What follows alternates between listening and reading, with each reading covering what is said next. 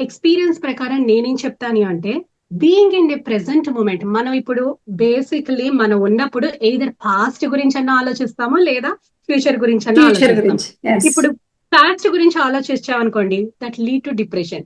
అదే పాస్ట్ గురించి ఆలోచిస్తే దట్ లీడ్స్ టు యాంగ్జైటీ. అంటే యాంగ్జైటీ. యాంగ్జైటీ. సో ఇప్పుడు మనం వర్క్ ఎన్వైరన్మెంట్ లో ఉన్నా, లేదా ఎవరితో కమ్యూనికేట్ చేస్తున్నా, లేదా ఫుడ్ తింటున్నా, లేకపోతే ఏ పర్టికులర్ యాక్టివిటీ చేస్తున్నా, మనం ఆ పర్టికులర్ యాక్టివిటీ మీదే ఫోకస్ చేస్తే, అంటే being in a present moment. Yes.